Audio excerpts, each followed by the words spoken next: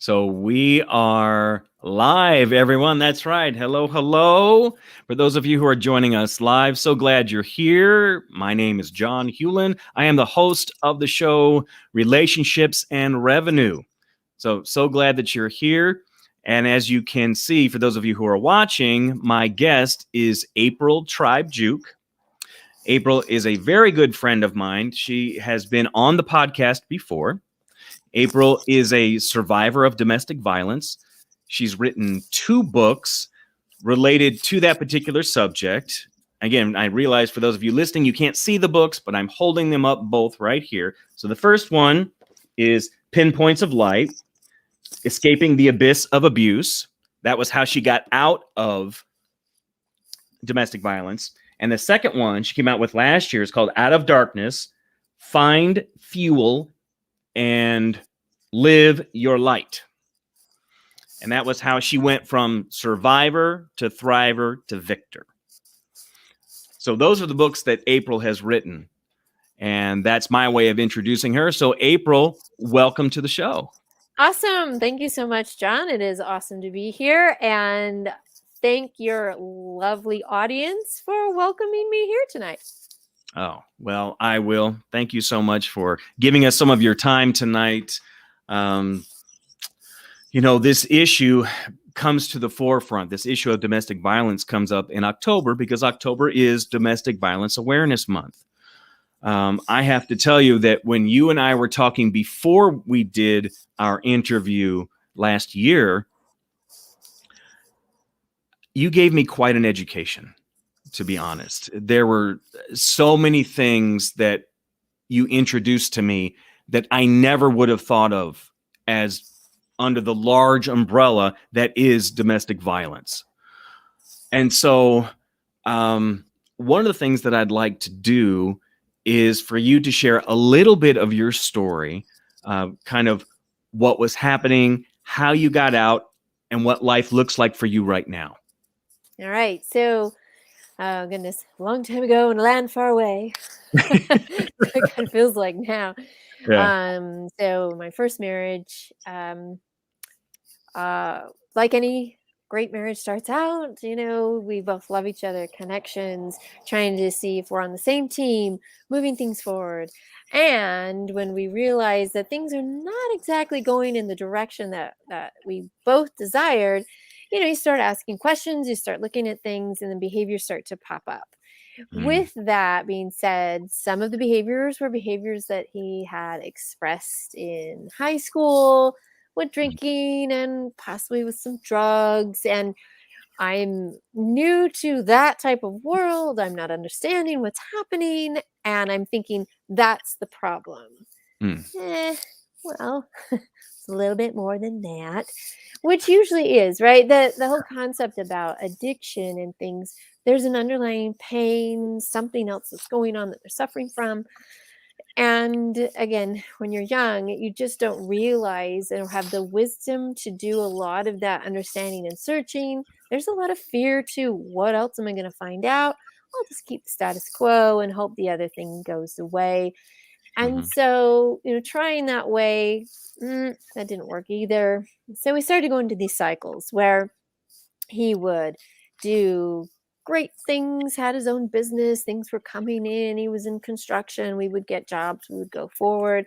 And then the stress of all of that would happen, and drugs and alcohol would start to mask over whatever it is he was suffering from that he would not let me know of. And all I could think was, if I did this better, if I did this better, if I could only, right, put the ... the little ellipses there and carry forward. Well, in these cycles, I would, conceive, have a child, and then things would go down south, and then he would start to be more verbal about things, and the verbal started to go into then different patterns of this has to be controlled this way or that way. And pretty soon the business became the full encompassing everything. And I thought I was being replaced by some type of entity, which was the business. And when I would, really struggle back and forth with this, then some more verbal abuse would come out and some physical abuse would happen. And with the Mm, physical and these verbal things happening, I'm thinking, what is going on? The blame has to be the alcohol, the blame has to be the drugs. And I wasn't watching the other things that were actually happening, mm, which then split into another added layer of mental health challenges. It's yeah. called schizophrenia. So that diagnosis and labeling is really challenging when they are at their height of panicking and paranoia, and you're in the way, really, of what it is. Or you bring with more of the stress, which allows more panic and paranoia, Mm, which then evolved in this cycle and in this tornado of more abuse. And so it would just kind of spiral down. So the long and short of all of that was I knew it was time to get out and mhm, escape, but I had to make a plan. And in making the plan, I knew that the opportunities would be there for better things in the future. I was a big Dr. Laura fan back in the day. Those that know, yeah. and she would constantly preach, if you are getting divorced or if you're getting away from abuse and that kind of stuff, do not remarry. Do not like the kids, focus kids. So I'm like, I can do that. So making this plan and putting the grand escape into action, I never saw myself as like, oh my gosh, I've got 8 minutes. I got to get out of here. Escape plan. It was Mhm, more like get the job, hide the money, make the plan, set up the babysitters, let him know I'm leaving, and then do the divorce and go away like that. mhm, I guess I like drama. So we went for the 8 minute plan. Like, oh, like I have to leave right now. mm, This is in serious danger. So the book covers those kinds of topics and how we did it. So my plan didn't exactly go the way that I had that I had planned, to say the least. Yet without that type of first step and planning, I wouldn't have known what to do next, even sure. though again it didn't work out the way that I thought. But if I can emphasize that first point, if anyone is in an abusive situation, please make a plan. That means to reach out to others, first of Mm, all, mhm, network, find those that can help you. If they're the one with the special backpack that you've put everything in and you are grabbing it at somebody's house, fine and dandy. Those are the things that are going on and needs to happen. The other part of that planning is just truly being aware. And if you don't have this, a sign for money, it's going to be really tough. You have to figure out a way to be able to provide for yourself, somehow to get out. And at the same time, I say that, some people are like, oh, well, I can't do anything, then I'm stuck. So these are just good rule of thumb type of thing, because if you're not financially prepared, the likelihood of you going back gets higher and higher. It just, those percentages will happen. So that's the long and short of it. With those 8 minutes to go, got out. And now, kind of referring back to my Dr. Laura comment, I did the single mom thing with 5 children, 3 of which who have autism, full-time teacher, and was in my master's program. So there's a lot kind of going on. yeah. So just, a wee bit. So, dating and all of that was not going to be part of the project. But eventually, man upstairs was like, hey, it's time. So opening up that door and finding my husband, Scott, and then having 4 more children with him has been a beautiful blessing. So that's where we are today. We've moved from Texas up here to Idaho and really enjoying our lives up here and ghost riding and all of the great things that we do to help support other women and to be able to get out. And yeah, life is really good right now. That's great. That's great. Now I want to get into more of what it is that you do in a little bit. But I want to hit on this idea of domestic violence. Now, I would love for you to be able to share in more detail what it is that fits under that large umbrella we mentioned earlier of domestic violence. Because to be honest, my first thought when I hear that is physical abuse. Now, beyond that, yes, I know there's such a thing as emotional abuse, but that's probably much harder to define. At least it is for me. And then what else fits under there? So we have This is not in any order. I'll just list them out. Financial abuse, emotional, social, where we have mental, spiritual, physical. Yep. And these types of abuses can be in combination, they can be in isolation. It just kind of depends on what the power control will look like. Now, in some power control situations within that umbrella, sometimes it's with what I call a hunter, and sometimes it's with what I call a caged animal. And Okay. here's the difference between that. Whatever their way of having control, whether it is through spiritual, financial, physical, emotional, mental, make the list of that.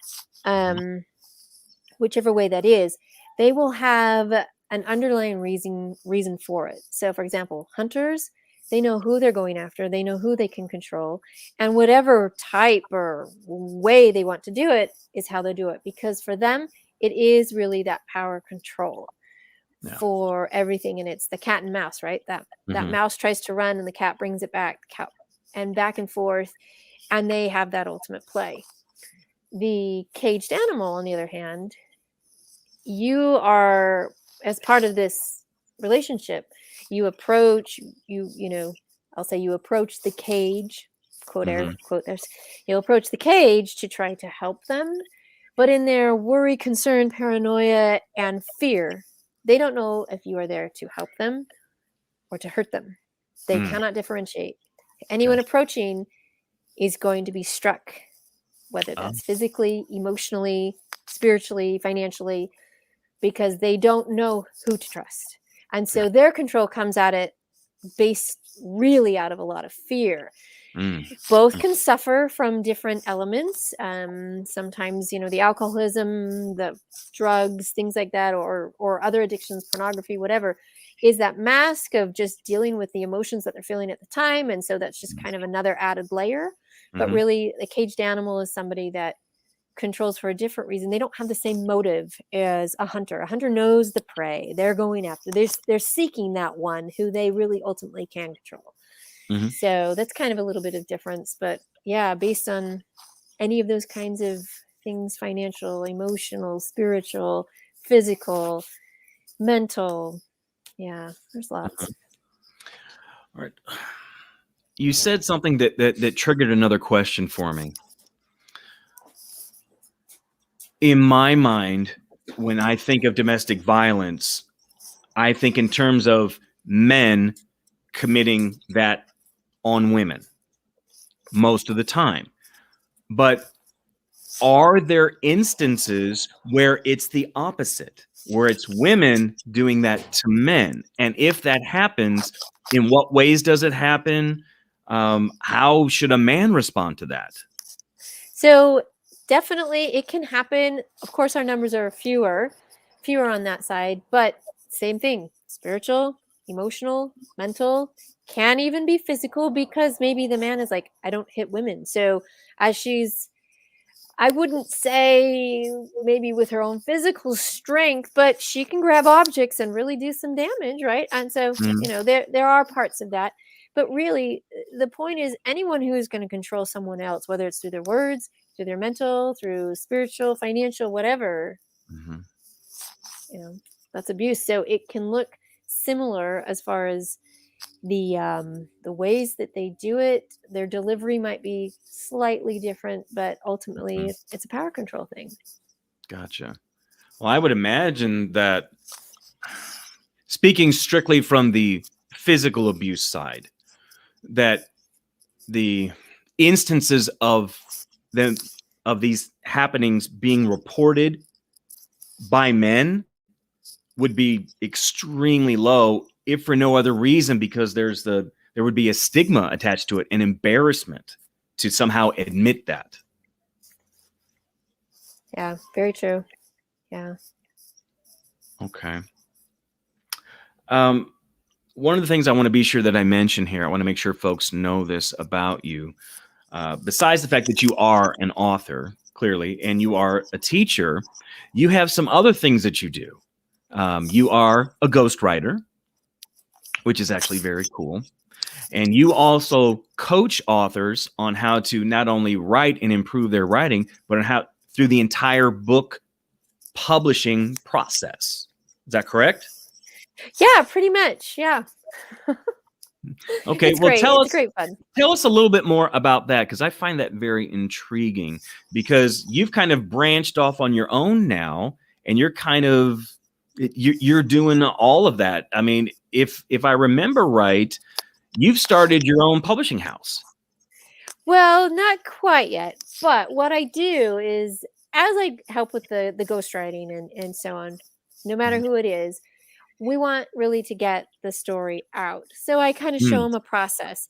And what we like to do, what we've discovered through this is that helping them to become their own publishing house.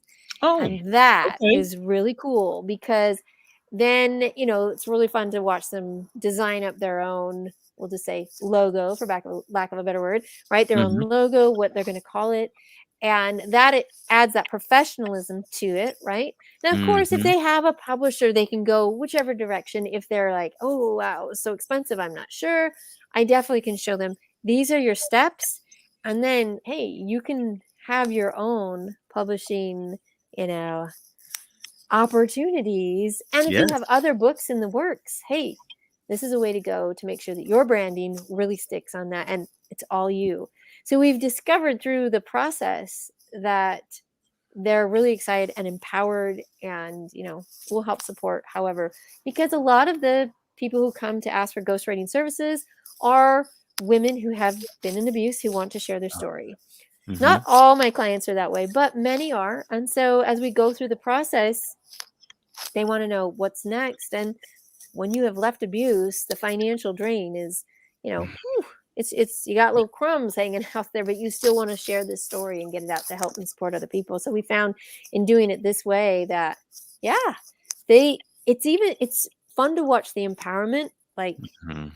I have done fully this, and you're like, sparkle out there, put your crown on. I mean, there's so many things that Mhm. people say, and it's really exciting. In fact, we just finished publishing on October the 6th Oh. for Miss Melissa Hammerling, another ghostwriting project, and she underneath her own name and put it out there. Mm. So proud. And she looks at it and like, I could have never, you know, Mhm.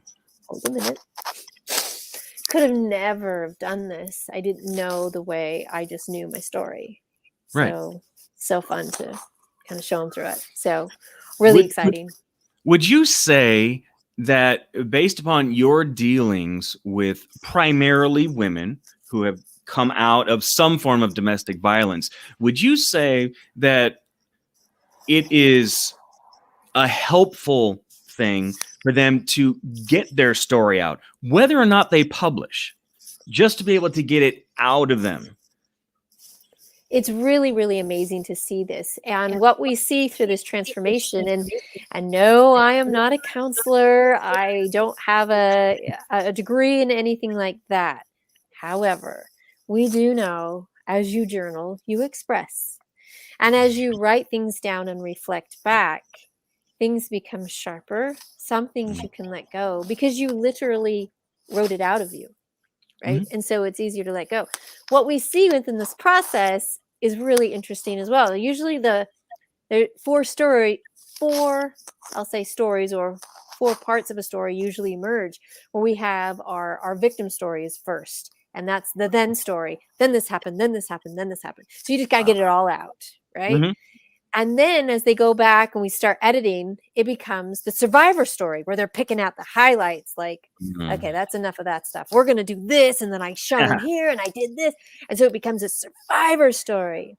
Then we go through another edit and they're like you can watch them just grow through the whole process from victim to survivor to this thriving. So when we get them to thrive, suddenly so much of the hurt, anger, revenge, that this is me, I did it.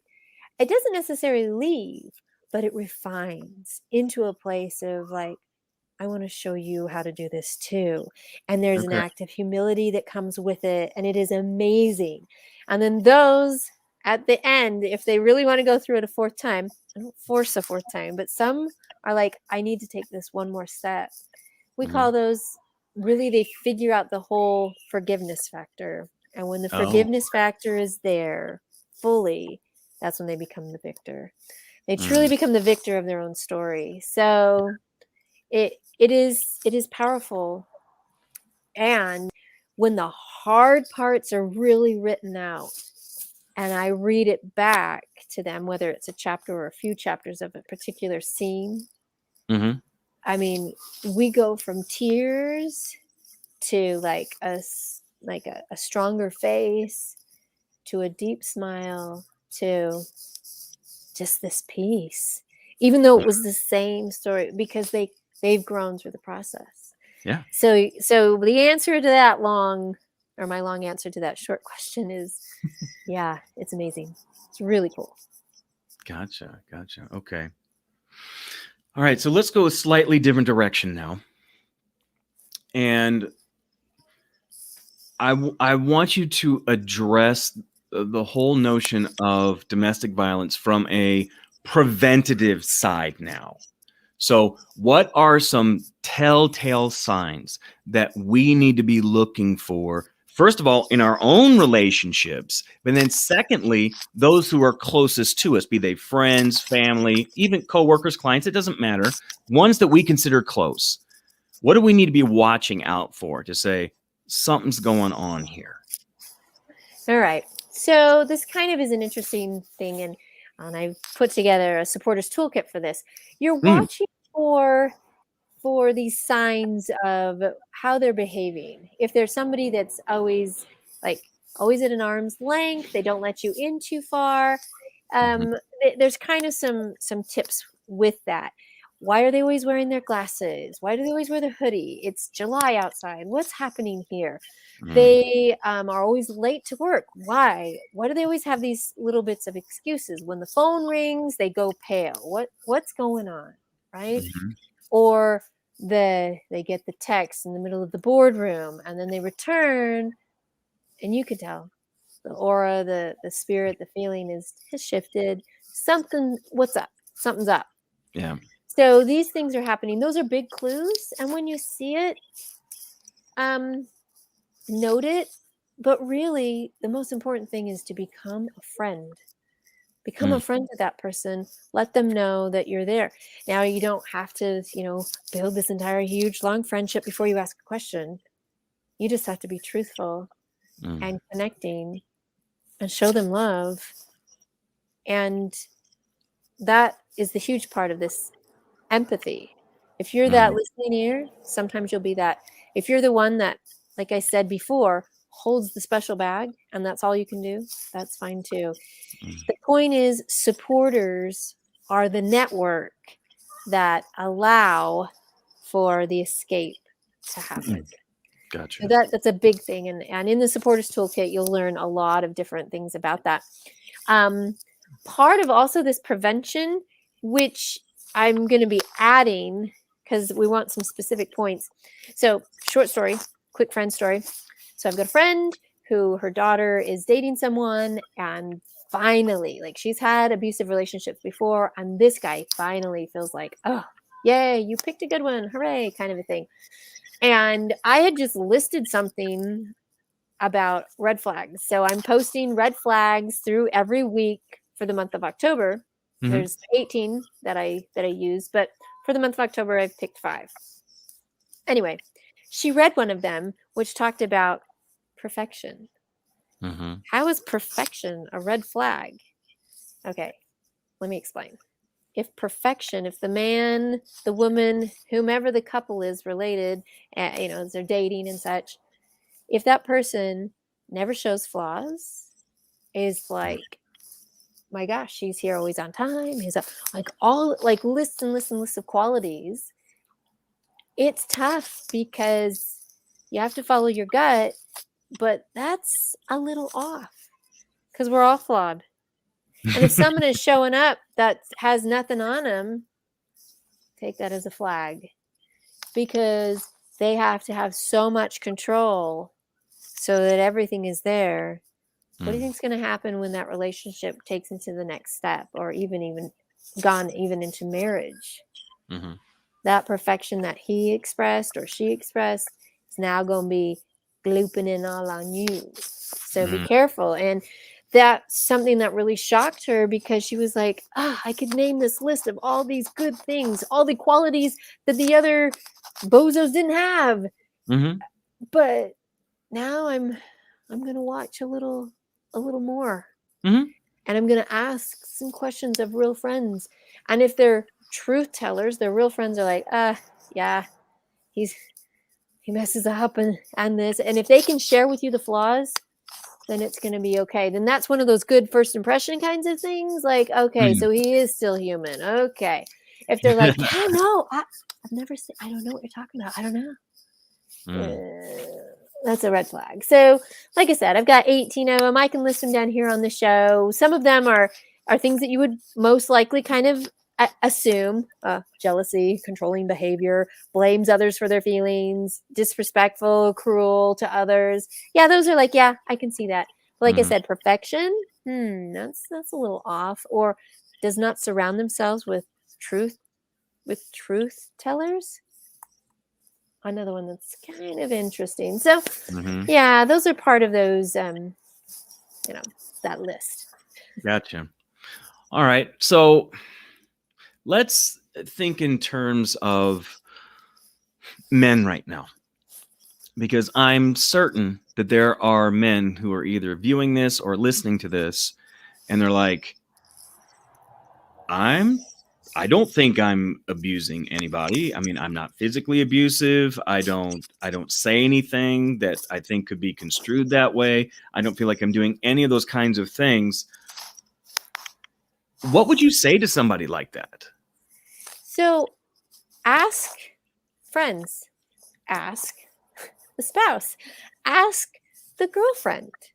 Kind of get some of their thoughts, their thinking, and if they're like, no, things are okay, okay. Observation of behaviors is really the telltale sign. Okay. Again, it kind of refers back to this type of idea. It's good to do a check, right? We have bad days. We will all have bad days. Had a bad one this morning. Okay, so anyway, we all have bad days, right? And how quick are you to forgive, to apologize? And then we watch behaviors, change. That's where we're going to be doing good stuff. If things are repeating again, gosh, well, this is starting to form a pattern here. We need to be asking the questions and say, hey, these things didn't used to happen, and now they're happening. Kind of what's up? How can I help you? Do you need help? What's going on? They might have a deep, dark pain or secret or something that they're like, yeah, I think I need some help, and I'm not trying to, strike out at this or that. And strike don't necessarily have to be physical, right? Our words can strike pretty hard, right? So, and you're thinking, gosh, what's going on? What's happening here? There might be an added stress from work that we don't know about, or what have you, or there might be something really deep. We know that if abuse has happened in the past, the likelihood of it occurring again is higher. Doesn't mean it always happens, but it increases. If you have had pain and suffering from an event that has to deal with a sexual event, either viewing pornography, participating in something like that, it really is a huge factor on abuse, because I don't know, man, it blows a hole in your head sometimes. So, there are some questioning things that happen. So men out there, it's good introspective to say, hey, what have I been acting like a jerk? You're, as the guy, right? You go with the guy friends and kind of have the locker room talk, and you just kind of figure things out. You're playing golf and talking and thinking and listening together. You guys have a way of expressing and going through what it is you go through in a way that really is supportive. So guys, gather some guys around you, ask for help, get the thing, find the relationships, and clarify with with your guys, with your dudes, because that is so impactful to really change, because it's a Mhm. guy to guy thing. Yep. And I call it, okay, it's gonna sound weird. I call it male magic, right? Okay. Because like my son just announced he's using his boots. Again, it's a little chilly up here. So anyway, the guy to guy thing is really important, this male magic. So I'm in the classroom teaching, right?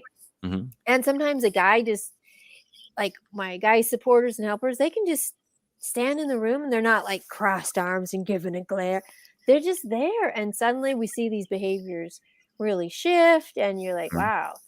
And the cool dude, the coach, the whatever. And you're thinking, I have been doing all this kind of stuff. And you just walk in the room and they're like, hey, I'm with you. So it's a guy thing, which is great. I want to emphasize that. It's really, really good. In fact, last year I was introduced to a group of men who culturally they can hang out with each other and they kind of do a lot of things like rugby and so on and so forth, right? The football rugby kind of group. And yet at the end of the game, they hang around and do a haka. So not the way that we're always traditionally thinking of it, but they're expressing, they're checking each other, and it's Mhm. a very safe place for them to be the man who's in pain, who then can change to be the man that they want to be. Right. It's really incredible. So it's an awesome resource. Oh yeah.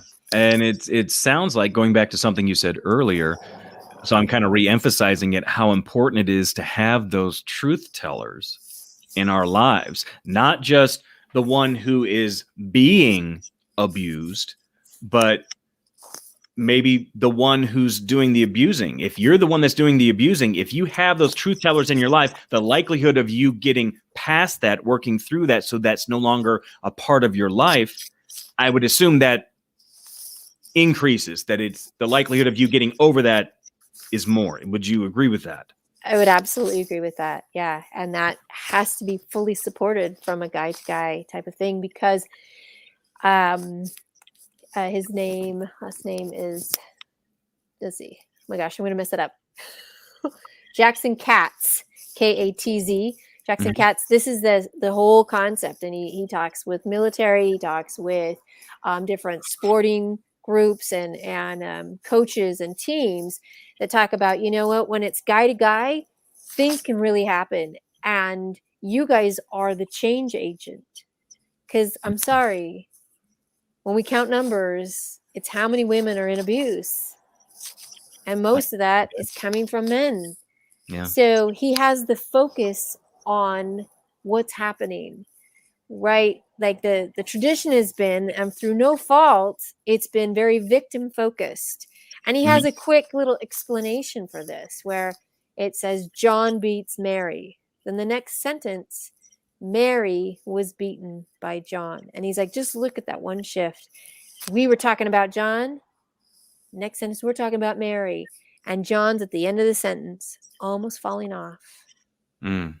So he's like, keep the focus where it needs to be. And guys, we got to man up. So it's really, really empowering, and what he does to show, right? Because the inherent behavior of a man is to help, to provide, to be there, to do all these kinds of great things. And it's been dismissed, right? Unfortunately, in our society, man, poof, donor, thanks, Yeah. donor. I would No, also say to no, protect. no. Protection is huge, Mhm. huge. And again, I hope this doesn't offend anybody, but if I needed a bodyguard, I'd be picking the 6'4" gentleman and not the 4'6" woman. I'm sorry. I know that sounds really terrible, but you know what I'm saying. Yeah, I get it. I need some protection, right? It's a lot easier to go out into scary situations when I'm arm in arm with my husband. He's a Yeah. big dude. And I'm Mhm. like, he's got this. Like, we're all good. So, and it's nice. I Mhm. I don't have to be on my guard 24, like all this stuff, right? Because Right. we have a target on our back. No Mhm. lie. Yeah. We got 2 years left until somebody is released, and hopefully change has happened. hopefully reform has happened. Mm. And if not, we shift around a little bit. Just make sure that we're okay. Oh, yeah. Yeah. Okay, April, well, we're getting close to wrap-up time here.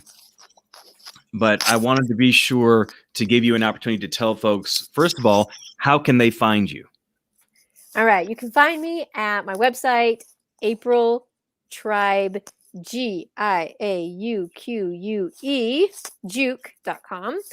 You can also find me through all of my Facebook, Twitter accounts, Instagram, all over the place like that. Any kind of social media, I will be there. And I do a lot of things with Beacon of Light and in my Beacon of Light podcast, the authoring, all of that. So again, my website, you can email me. I've got connections there, all of the social media, April Tribe, like as in like a group of people, Mhm. GIAUQUE. That's me. That's right. Okay. All right. So, before we had gone through a final four. I don't know if you remember those, the final four questions when we were wrapped up last time. And what I'm wanting to do now is something similar, but of course, trying to find the ones that I'm looking for, I'm having a hard time. So I'll start with this one. Number one. Are you ready? Ready. Okay. What brings you joy? Family. Family. Okay. Question number two. What keeps you up at night? Family. I mean, I got 9 kids. There's a lot in this family. So yeah, it'll keep me up at night. Yes, I And not, understand. they're older now, so no one's nursing anymore and that kind of thing. So now Mhm. I'm like, oh, so we just left the nursing to now. What is my 23-year-old doing? Oh, okay. No one tells you that, right? Yeah, for sure. For sure. All right. Question 3. Who is investing in you right now? Me.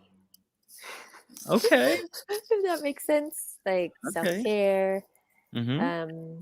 taking care of the things that are really important.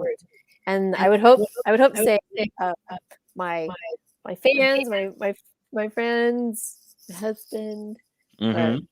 yeah, I've had to do a lot of good self-reflection and self-check right now. So right now I'm doing a lot of self-deposits that I've kind of been some IOUs. We'll say it that way. Okay. Okay. And here's my final question, number 4. It's a little bit longer, but I think you'll understand why in just a second. If you were headed into witness protection and you could only take one person with you that was not your husband, who would you take and why? You can't pick your kids either. So those are too easy. Your family's too easy. So you got to pick somebody else. I would take a truth teller. Okay. Yeah, I would take a truth teller. And I would hope that with that, I think perspective could happen. Mhm. Probably some more growth could happen. Boy, that's a really interesting question. Really, really interesting. Well, I'm glad Great you like question. it. I want to put a little caveat in here, folks, because we've talked some about having truth tellers in our lives. Be real careful about who you choose to have as a truth teller in your life. And I'll tell you why. I've had some real bad experiences with people in the past who were truth tellers who had no problem telling me the truth. But the issue came, it was not what they said, it was how they said it.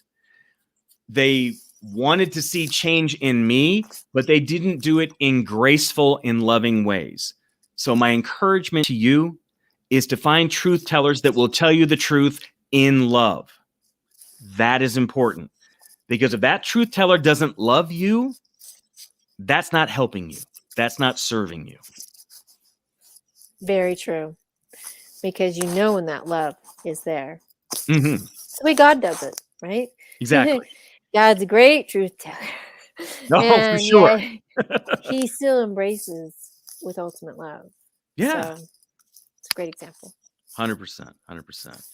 Okay. Well, April, thank you so much for your time today. Thank you for joining me here. For those of you who are with us live, we are so grateful that you chose to spend some time with us. For those of you who are listening to this and or watching this after the fact, again, I am so grateful for all of you because you have given me something that you can never get back, and that's your time. And I truly, truly appreciate that. So thank you so much for being here, and we will talk to you guys next time. Bye, everybody. Bye, everybody. Bye.